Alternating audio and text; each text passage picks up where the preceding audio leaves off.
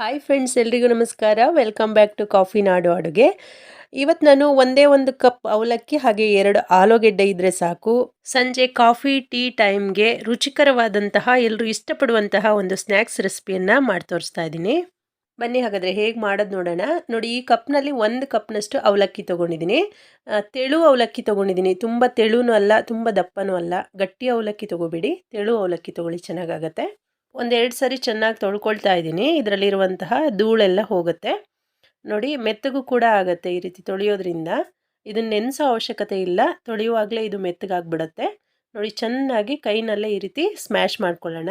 ಗಟ್ಟಿ ಇದ್ದರೆ ಒಂದು 5 ನಿಮಿಷ ಹಾಗೇ ಇಟ್ಟರೆ ಅದು ಸಾಫ್ಟ್ ಆಗಿಬಿಡುತ್ತೆ. ನೋಡಿ, ಚೆನ್ನಾಗಿ ಕಲಿಸ್ಕೊಂಡಿದ್ದೀನಿ. ಇದನ್ನು ಪಕ್ಕದಲ್ಲಿ ಎತ್ತಿಟ್ಕೊಳ್ಳೋಣ. ಈಗ ಇನ್ನೊಂದು ಬೌಲ್ಗೆ ನೋಡಿ, 2 ದೊಡ್ಡ ಸೈಜ್ನ ಆಲೂಗೆಡ್ಡೆನ ಬೇಯಿಸಿದ್ದನ್ನು ತೊಗೊಂಡಿದ್ದೀನಿ ಸಿಪ್ಪೆ ತೆಗೆದು. ಈಗ ಇದನ್ನು ಕೂಡ ನಾವು ಚೆನ್ನಾಗಿ ಸ್ಮ್ಯಾಶ್ ಮಾಡ್ಕೋಬೇಕಾಗತ್ತೆ. ಆಲೂಗಡ್ಡೆನ ಸ್ವಲ್ಪ ಮೆತ್ತಗೆ ಬೇಯಿಸ್ಕೊಂಡ್ರೆ ನಾವು ಕೈನಲ್ಲೇ ಚೆನ್ನಾಗಿ ಈ ರೀತಿ ಸ್ಮ್ಯಾಶ್ ಮಾಡ್ಕೋಬೋದು. ನೀವು ನನ್ನ ಚಾನಲ್ನ ಸಬ್ಸ್ಕ್ರೈಬ್ ಮಾಡದೆ ನೋಡ್ತಾ ಇದ್ದರೆ ದಯವಿಟ್ಟು ರೆಡ್ ಕಲರ್ ಸಬ್ಸ್ಕ್ರೈಬ್ ಬಟನ್ನ ಪ್ರೆಸ್ ಮಾಡ್ಕೊಂಡು ಚಾನಲ್ನ ಸಬ್ಸ್ಕ್ರೈಬ್ ಮಾಡ್ಕೊಳ್ಳಿ. ಆಲೂಗೆಡ್ಡೆನ ಚೆನ್ನಾಗಿ ಪುಡಿ ಮಾಡಿ ಪಕ್ಕದಲ್ಲಿ ಎತ್ತಿಟ್ಕೊಳ್ತಾ ಇದ್ದೀನಿ. ಈಗ ಎಲ್ಲ ಸಾಮಗ್ರಿಗಳನ್ನೂ ಒಂದು ದೊಡ್ಡ ಪಾತ್ರೆಗೆ ಹಾಕ್ಕೊಳ್ತಾ ಇದ್ದೀನಿ. ಆಲೂಗೆಡ್ಡೆ ಹಾಗೆಯೇ ಅವಲಕ್ಕಿ ಎರಡನ್ನೂ ಕೂಡ ಒಟ್ಟಿಗೆ ಹಾಕ್ಕೊಳ್ತಾ ಇದ್ದೀನಿ. ಈಗ ಇದ್ರ ಜೊತೆಗೆ ಬೇರೆಲ್ಲ ಮಸಾಲೆಗಳನ್ನು ಕೂಡ ಸೇರಿಸ್ಕೊಳ್ಳೋಣ. ಮೊದಲು ನಾವು ಅಕ್ಕಿ ಹಿಟ್ಟು ಹಾಕ್ಕೊಳ್ತಾ ಇದ್ದೀವಿ. ಈ ಒಂದು ಚಮಚದಲ್ಲಿ 1 ಚಮಚದಷ್ಟು, 1 ಟೇಬಲ್ ಸ್ಪೂನಷ್ಟು ಅಕ್ಕಿ ಹಿಟ್ಟು ಹಾಕ್ಕೊಂಡಿದ್ದೀನಿ, ಬೈಂಡಿಂಗ್ ಚೆನ್ನಾಗಾಗತ್ತೆ ಅಂಥೇಳಿ. ಅದರ ಜೊತೆಗೆ ರುಚಿಗೆ ತಕ್ಕಷ್ಟು ಉಪ್ಪು ಹಾಕ್ಕೊಂಡು ಚೆನ್ನಾಗಿ ಈ ರೀತಿ ಆಲೂಗೆಡ್ಡೆ, ಅವಲಕ್ಕಿ, ಅಕ್ಕಿ ಹಿಟ್ಟು ಎಲ್ಲನೂ ಚೆನ್ನಾಗಿ ಹೊಂದ್ಕೋಬೇಕು, ಆ ರೀತಿ ಕಲಿಸ್ಕೋಬೇಕಾಗತ್ತೆ. ನೋಡಿ, ಸ್ವಲ್ಪ ಗಟ್ಟಿ ಅನಿಸಿದ್ರೆ ಬೇಕಾದರೆ ಸ್ವಲ್ಪ ನೀರನ್ನ ಚಿಮ್ಕಿಸ್ಕೊಂಡು ಕಲಿಸ್ಕೋಬೋದು. ತುಂಬ ತೆಳುವಾಗಿ ಕಲಿಸ್ಕೋಬೇಡಿ, ಯಾಕೆಂದರೆ ಈರುಳ್ಳಿ ಹಾಕ್ಕೊಳ್ಳೋದ್ರಿಂದ ಈರುಳ್ಳಿಯಲ್ಲೂ ಕೂಡ ನೀರಿನಂಶ ಬಿಟ್ಕೊಳ್ಳುತ್ತೆ.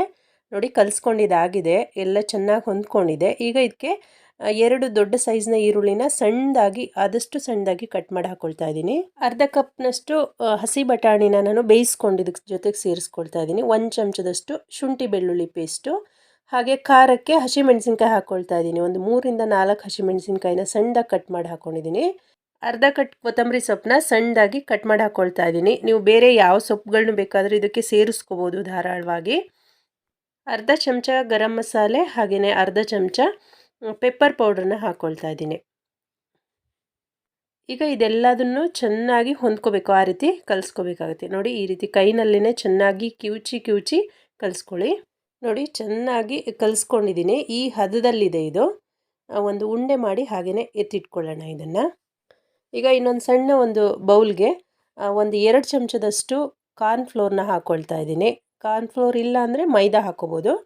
ಸ್ವಲ್ಪ ನೀರು ಸೇರಿಸ್ಕೊಂಡು ಗಂಟುಗಳಿಲ್ಲದೆ ಇರೋ ರೀತಿ ಚೆನ್ನಾಗಿ ಕಲಿಸ್ಕೋಬೇಕು. ನೋಡಿ, ಇಷ್ಟು ಗಟ್ಟಿ ಇದ್ದರೆ ಸಾಕಾಗತ್ತೆ. ನೋಡಿ, ಬ್ರೆಡ್ ಕ್ರಮ್ಸ್ ತೊಗೊಂಡಿದ್ದೀನಿ. ಒಂದು 2 ರಿಂದ 3 ಬ್ರೆಡ್ ಸ್ಲೈಸ್ ಇದ್ದರೆ ಸಾಕು, ಮನೇಲೇ ಮಾಡ್ಕೋಬೋದು. ನೋಡಿ, ಈಗ ಈ ಸೈಜ್ನಲ್ಲಿ ನಾನು ಉಂಡೆಗಳನ್ನಾಗಿ ಮಾಡ್ಕೊಳ್ತಾ ಇದ್ದೀನಿ. ನೋಡಿ, ಈ ರೀತಿ ಉಂಡೆ ಮಾಡಿ ಕೈನಲ್ಲಿ ಈ ರೀತಿ ಪ್ರೆಸ್ ಮಾಡಿಕೊಂಡು ಎಡ್ಜಸ್ನೆಲ್ಲ ನೀಟಾಗಿ ಈ ರೀತಿ ಮಾಡಿಕೊಂಡ್ರೆ ಕಟ್ಲೆಟ್ ಶೇಪ್ ಬರುತ್ತೆ. ಈಗ ಇದನ್ನು ನಾವು ಕಾರ್ನ್ಫ್ಲೋರ್ನಲ್ಲಿ ಡಿಪ್ ಮಾಡ್ಕೊಳ್ಳೋಣ. ಕಾರ್ನ್ಫ್ಲೋರ್ನಲ್ಲಿ ಡಿಪ್ ಮಾಡಿದ ಮೇಲೆ ಬ್ರೆಡ್ ಕ್ರಮ್ಸ್ನಲ್ಲಿ ಚೆನ್ನಾಗಿ ಹೊರಳಿಸ್ಬೇಕು, ಎಲ್ಲ ಕಡೆ ಚೆನ್ನಾಗಿ ಅಂಟ್ಕೋಬೇಕು. ನೋಡಿ, ಕಟ್ಲೆಟ್ ರೆಡಿಯಾಗಿದೆ. ಹೀಗೆ ಎಲ್ಲ ಕಟ್ಲೆಟ್ಗಳನ್ನು ಮಾಡ್ಕೊಳ್ತಾ ಇದ್ದೀನಿ. ಸಂಜೆ ಕಾಫಿ ಟೀ ಜೊತೆಗೆ ತಿನ್ನೋದಕ್ಕೆ ತುಂಬಾ ಚೆನ್ನಾಗಿರುತ್ತೆ ಫ್ರೆಂಡ್ಸ್. ಮಾಡೋದಕ್ಕೂ ಕೂಡ ತುಂಬಾ ಸುಲಭ. ನೋಡಿ, ಎಲ್ಲನೂ ಕೂಡ ಈ ರೀತಿ ಮಾಡಿಟ್ಕೊಂಡಿದ್ದೀನಿ. ಒಂದು ಪ್ಯಾನ್ಗೆ ಸ್ವಲ್ಪ ಎಣ್ಣೆ ಹಾಕಿ ಕಾಯೋದಕ್ಕೆ ಇಟ್ಕೊಂಡಿದ್ದೆ. ಎಣ್ಣೆ ಚೆನ್ನಾಗಿ ಕಾದಿದೆ.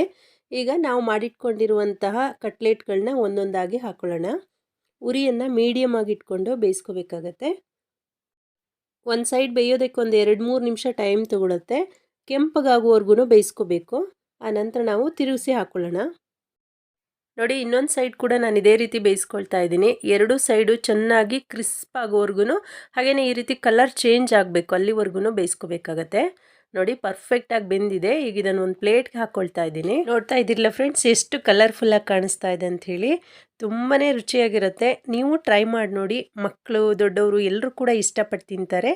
ರೆಸಿಪಿ ಇಷ್ಟ ಆದರೆ ಲೈಕ್ ಮಾಡಿ, ಹಾಗೆ ಕಮೆಂಟ್ ಮಾಡಿ. ಮತ್ತೊಂದು ಹೊಸ ರೆಸಿಪಿಯೊಂದಿಗೆ ಸಿಗೋಣ. ವಿಡಿಯೋ ನೋಡಿದ್ದಕ್ಕಾಗಿ ಧನ್ಯವಾದಗಳು.